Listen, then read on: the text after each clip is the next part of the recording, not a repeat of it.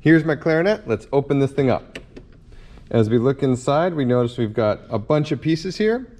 We can take a look here. This is the bell of the instrument. It's at the very bottom. Next up, we have what's called the lower joint or the bottom joint. And we know this is the bottom joint because we have these 4 keys that are clumped together here. Next, we have the upper joint, which looks like this. We have 4 keys that are in a vertical line here, so you can tell that's the upper joint. We have the barrel joint, a mouthpiece with the ligature, and finally something very important is the reed. And you should have 3 reeds in your case at any given time to make sure you can play. You also should have something like this. It's a cloth with a string attached to it that you will run through your instrument at the end of practice. We'll go over that later. All right.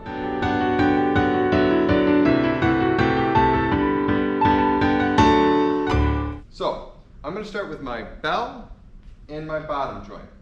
And one thing that's important about putting together an instrument with the rods and the keys like this one is that you never really want to grab it like this, or if you have to, you don't really want to squeeze and twist these rods here, because what can happen is you can bend or damage them and then you'll have to get a repair. So you'll notice I'm holding on an end where there is no mechanisms, and I'm going to take the bell and kind of twist and push until it's in. If you have some resistance, that might mean you need some cork grease, which should come in your case. It looks like chapstick.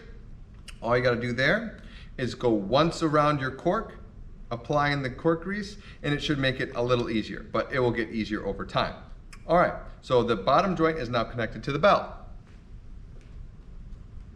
Next, we need the upper joint, and this can be a little tricky because if you look here, we have a key that extends outward.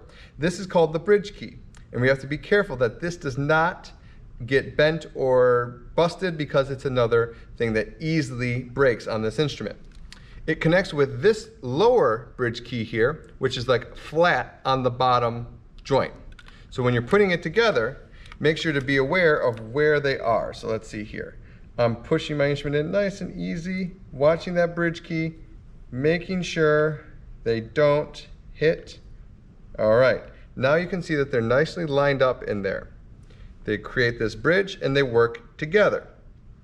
All right, so that is like the main part of your instrument. We're going to focus on the mouthpiece now. Normally when you put your instrument together, the first thing you do is take your reed and put it in your mouth like so.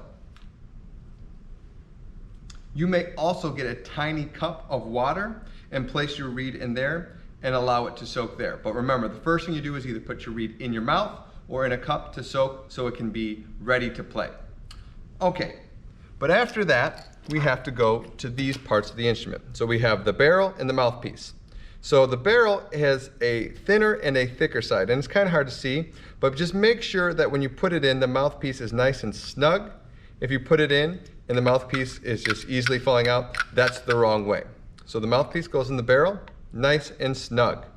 So let's say you made sure your reed is ready to go, it's nice and wet. What you're going to do is line the curvature of the reed to the curvature of the mouthpiece like, sorry, I gotta take a look, like so, okay?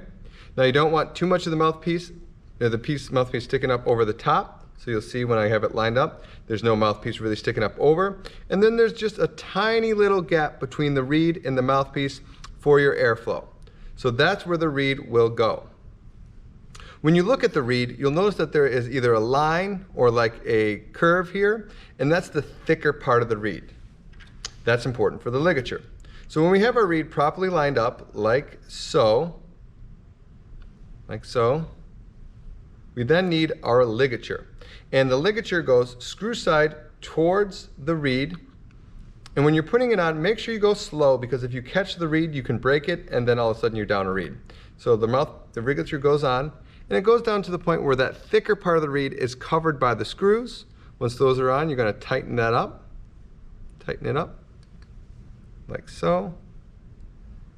And you are all set here. This then goes in the top here, like so.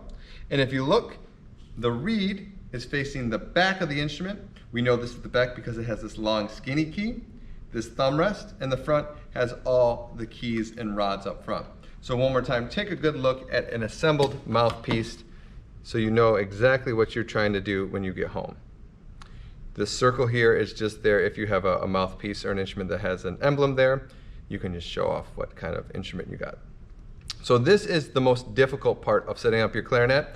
It will get easier over time, but that is that. Completely assembled clarinet, ready to play.